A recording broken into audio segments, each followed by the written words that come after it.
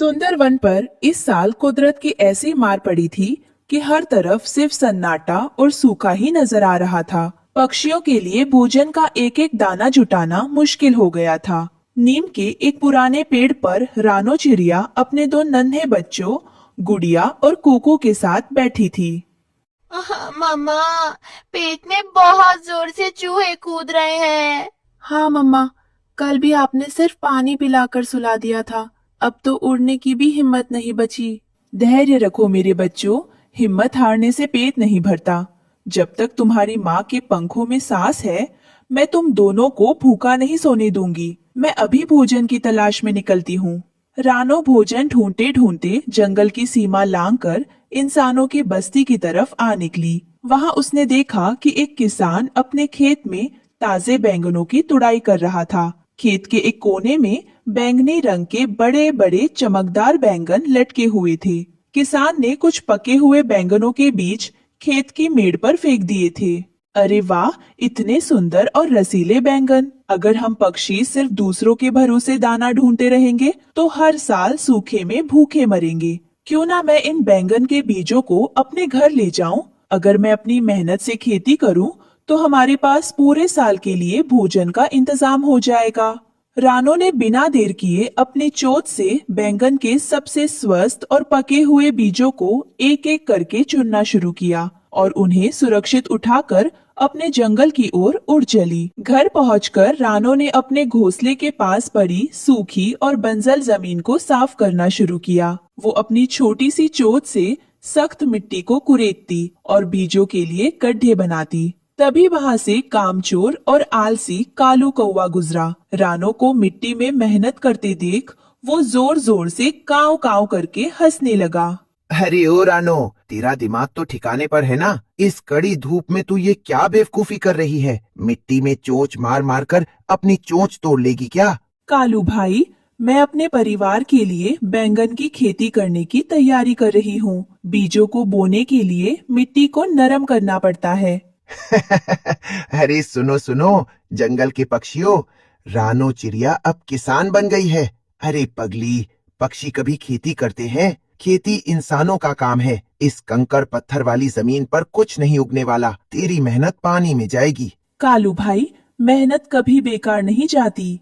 नीयत साफ हो और हौसला बुलंद हो तो बंजर जमीन भी हरी भरी हो जाती है। तुम मजाक उड़ाने के बजाय खुद भी कोई काम ढूंढ लो।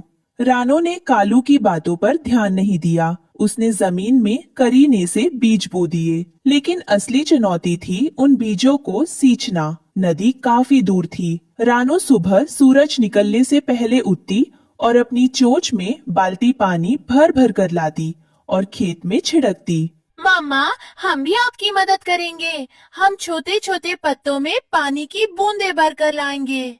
शाबाश मेरे बच्चों, जब पूरा परिवार एक साथ मेहनत करता है तो बड़े से बड़ा संकट भी आसान हो जाता है। कड़ी धूप, थकावट और प्यास के बावजूद रानो का परिवार दिन रात अपने खेत की देखभाल में जुटा रहा। वे पौधों की आवारा घास निकालते और उन्हें तीखी धूप से बचाने के लिए सूखे तिनकों से छाया करते। रानो की अटूट लगन और मेहनत आखिरकार रंग लाने लगी। कुछ ही दिनों बाद काली मिट्टी का सीना चीरकर छोटी छोटी हरी गुलाबी कोपले बाहर निकल आई। वे नन्हे पौधे हवा में लहरा रहे थे। मम्मा, मम्मा देखो, मिट्टी में से छोटे छोटे पौधे बाहर आ गए। हमारा खेत हरा भरा हो रहा है। हाँ मेरे लाल, ये हमारी मेहनत की पहली झलक है। अगर हम ऐसे ही इनका ध्यान रखेंगे तो जल्द ही इन पर सुंदर सुंदर बैंगन भी आएंगे। पौधों को बढ़ता देखकर रानो की आंखों में उम्मीद के आंसू आ गए। अब उसे विश्वास हो गया था कि उसके बच्चे कभी भूखे नहीं सोएंगे। कुछ हफ्तों की कड़ी मेहनत के बाद रानो का छोटा सा खेत किसी चमत्कार जैसा दिखने लगा। हरे हरे चौड़े पत्तों के बीच में बैंगनी रंग के चमकदार और गोल मटोल बैंगन लटक रहे थे। पूरे जंगल में ऐसी फसल किसी ने नहीं देखी थी। अरे वाह रानू बहन, मान गए तुम्हारी हिम्मत को। तुमने इस बंजर जमीन पर बैंगन उगाकर पूरे जंगल के सामने मिसाल कायम कर दी है। ये सब कुदरत की कृपा और बच्चों की मेहनत का फल है हरिया भाई। अब हमारे जंगल में कोई भी भूखा नहीं रहेगा। दूसरी तरफ आलसी कालू कौवा अभी भी दाने दाने को तरस रहा था। जब उसने रानो के खेत में बैंगनी बैंगन की बहार देखी तो उसके पेट में जलन होने लगी। अरे बाप रे, इस मामूली चिड़िया ने तो इतने सारे बैंगन उगा लिए। कितने गोल और रसीले दिख रहे हैं। मेरा तो सूखा गला देखकर ही मुंह में पानी आ रहा है। लेकिन मैं धूप में मेहनत क्यों करूं? रात के अंधेरे में जब रानो सो जाएगी तो मैं चुपके से जाकर सबसे बड़े बड़े बैंगन चुरा लूंगा। ना रहेगी मेहनत, ना लगेगा समय। रात का अंधेरा गहराते ही पूरे जंगल में सन्नाटा छा गया। सभी पक्षी अपने अपने घोंसलों में सो रहे थे। कालू कौवा एक बड़ा सा झोला लेकर दबे पांव रानो के बैंगन के खेत में घुस आया।